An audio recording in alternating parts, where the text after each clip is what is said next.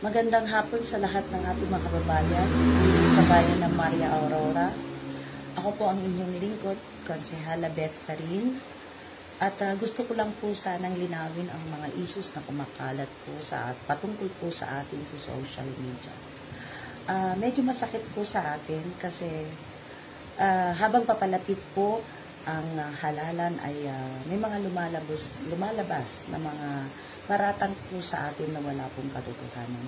Una po, hindi po tayo kailanman gumamit ng sasakyan ng gobyerno para sa ating kampanya. Ito na po ang pangatlong termino ko po na pagtakbo.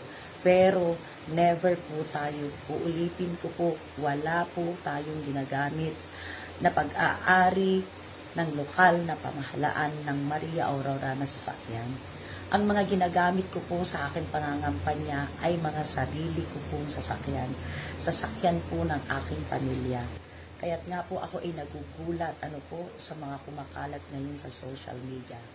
Pero hayaan niyo po sa lahat ng ating mga supporters, nakagabi pa ay tumatawag sa atin, sa lahat po ng mga nagmamahal sa mga Farin, na andyan po lagi sa likuran po natin. Ako po'y nagpapasalamat sa inyo ng sobra-sobra, taos-pusong pasalamat po sa inyo dahil alam ko na hindi po kayo naniniwala dito.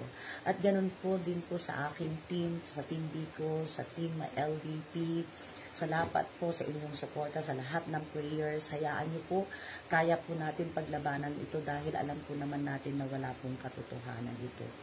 Kaya tuloy po ang ating pangangampanya, tuloy po ang ating laban, at hayaan niyo po na darating din po ang proper time at proper place kung saan po natin sasagutin ang mga paratang na ito. Sa ngayon po ay inaantay na lang po natin ang notice na manggagaling po sa COMELEC patungkol sa news na ito na nakapost na nga po sa social media. Muli po, sa lahat ng aking mga supporters, let's all pray. Kaya natin ito, lalabanan natin ito. Magandang hapon po sa inyo.